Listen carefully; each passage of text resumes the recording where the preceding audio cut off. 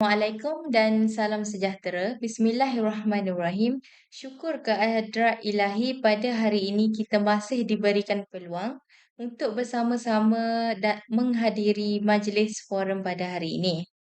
Semoga dalam acara dan majlis yang mulia ini kita semua mendapat rahmat dan ampunan Allah Subhanahu Wa Taala.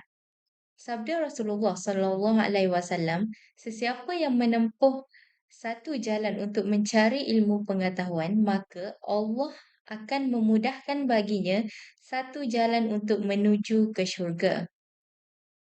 Baiklah, tajuk forum kita pada hari ini adalah tentang penyelewengan akidah dan ajaran sesat di kalangan umat Islam. Penyelewengan akidah adalah masalah yang semakin berleluasa di Malaysia. Pelbagai jenis ajaran-ajaran sesat yang didapati muncul di Malaysia ini. Sebelum kita mulakan forum pada hari ini, tidak lengkap sekiranya saya tidak memperkenalkan ahli-ahli panel yang menjadi pertanyaan warga maya sekalian. Saya memperkenalkan diri saya terlebih dahulu. Saya Noraina Amalim binti Azban sebagai moderator pada hari ini. Ahli panel yang pertama yang berbahagia Profesor Nur Emilia Natasha. Apa khabar Profesor? Alhamdulillah baik. Alhamdulillah, berseri-seri muka Profesor hari ini ya. Bersama-sama kita pada hari ini juga panel kedua iaitu Puan Wan Suhartini selaku penolong kanan SMKA Wataniah atau dikenali sebagai Ustazah yang ayu dan menawan di sekolah tersebut. Apa khabar Ustazah? Alhamdulillah baik. Alhamdulillah, sungguh ayu dan sopan orangnya. Tidak lupa juga pada panel ketiga kita iaitu Dr. Siti Zulaika. Adakah doktor sihat? Alhamdulillah sihat. Baiklah, tanpa membuangkan masa, izinkan saya meneruskan forum pada hari ini. Apakah maksud agama dan pendapat Profesor tentang penyelewengan akidah dan ajaran sesat yang berlaku di Malaysia ini? Terima kasih kepada Cik Moderator. Agama ini adalah satu pegangan. Setiap manusia kena ada pegangan untuk dihidup. Jadi pegangan hidup kita adalah agama. Sesungguhnya agama yang benar dan diredai di sisi Allah itu adalah Islam. Tiga benda yang perlu Islam ada adalah akidah, syariah dan juga akhlak. Ketiga-tiga tersebut ada dalam Al-Quran dan juga sunnah Nabi.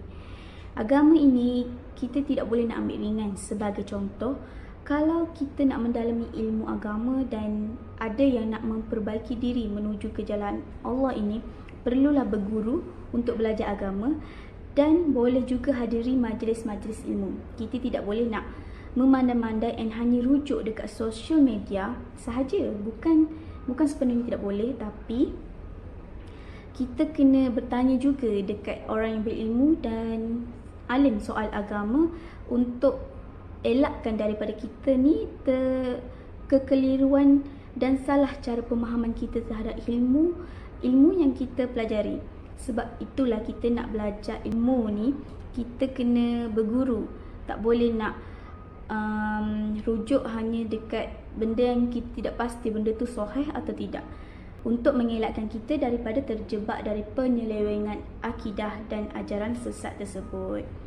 Sejak berzaman lagi, manusia mudah terjerumus dalam kesesatan dan penyelewengan walaupun sudah menerima penjelasan akidah dengan benar. Ini kerana mereka yang terjerumus dalam masalah ini, mereka beragama Islam. Tetapi dari segi pemahaman mereka soal tentang agama Islam ini salah. Contohnya, ada yang mengaku Nabi Muhammad itu Tuhan, ada yang mengaku diri Rasul selepas Nabi Muhammad, dan ramai juga yang ikut ajaran Ayah Pin. Sebab salah cara pemahaman tentang agama, itulah terjadinya penyelewengan dan juga ajaran sesat ini. Itu saja.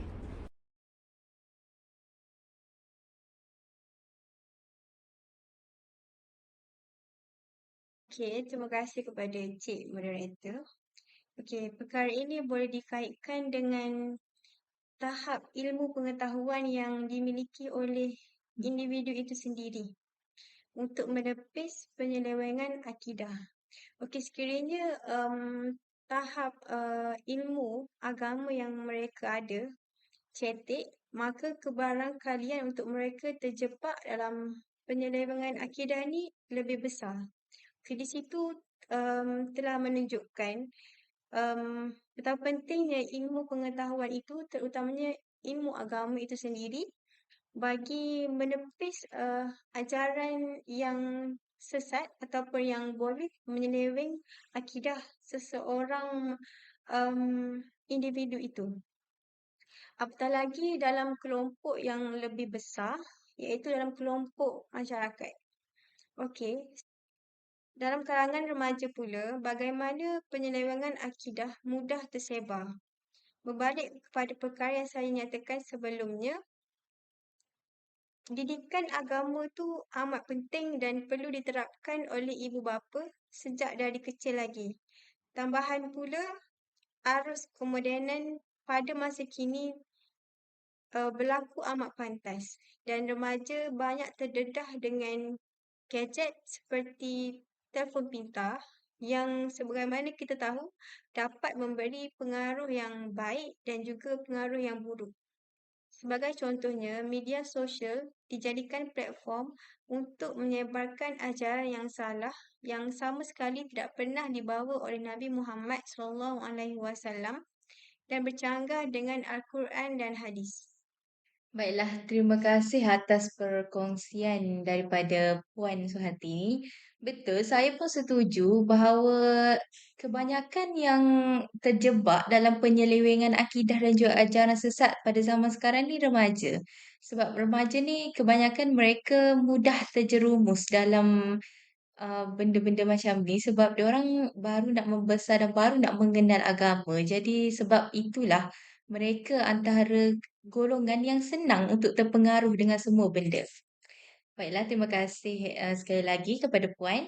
Seterusnya, apa pendapat doktor tentang inisiatif yang boleh diambil oleh pihak kerajaan ataupun pihak yang bertanggungjawab tentang untuk menangani isu ni? Sebab kita tahu dekat Malaysia ni banyak uh, pihak-pihak agensi yang cuba untuk mengambil inisiatif kan untuk mengapa orang kata menangani isu ni. So apa pendapat doktor tentang perkara ni?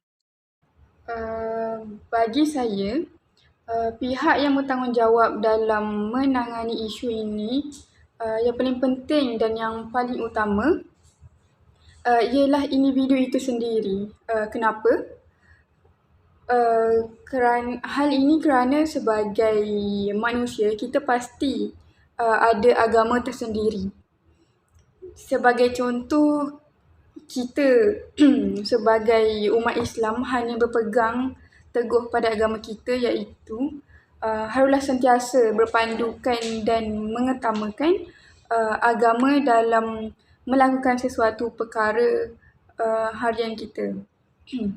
Selain itu, kita perlu mengelakkan diri daripada terjerumus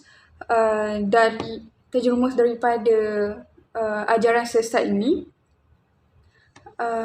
dengan cara memantapkan pemahaman kita terhadap agama kita sendiri.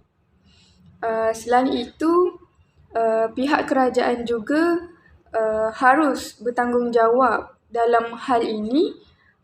Seperti kita tahu di Malaysia terdapat pengeluaran fatwa, pewartaan dan penguasaan di setiap negeri. Sebagai contoh, membuat majlis ilmu, kemudian memperjelaskan dan membahaskan tentang isu penyelewengan akidah dan ajaran sesat ini. Dan di samping itu, memperjelaskan tentang fatwa tersebut. Dengan majlis ilmu itu sendiri, ia akan meningkatkan kesedaran setiap masyarakat tentang kewujudan penyebaran ajaran sesat di sekeliling mereka. Sekian daripada saya. Terima kasih atas pendapat yang diberikan oleh doktor. Jadinya setiap inisiatif dan info-info yang telah dibincangkan tadi perlulah diambil berat dan diterapkan dalam diri masing-masing supaya kita tidak mudah terjebak dalam penyelewengan akidah dan juga ajaran sesat ini. Macam yang kita tahu sekarang ni terlalu banyak media-media yang boleh menyebarkan ajaran-ajaran sesat ni yang boleh menyebabkan kita mudah terpengaruh dengan benda-benda macam ni. Jadi ini antara inisiatif yang boleh kita ambil lah supaya kita dapat elakkan daripada benda-benda macam ni. Baiklah, jadi saya rasa itu sahajalah perbincangan kami pada hari ini. Saya ingin ucapkan terima kasih, beribu-ribu terima kasih kepada panel-panel terhebat jemputan kita pada hari ini iaitu Prof. Puan dan juga Dr. Siti. Jadi selain daripada itu, tidak lupa juga kepada para pendengar semua yang sudi meluangkan masa mendengar forum kami daripada awal sampai akhir. Semoga Allah memberkati kita semua. Jadi saya akhiri forum kita pada hari ini dengan serangkap pantun. Kalau ada sumur di ladang, bolehlah saya menumpang mandi. Kalau ada umur yang panjang, bolehlah kita berjumpa lagi. Terima kasih semua. Assalamualaikum.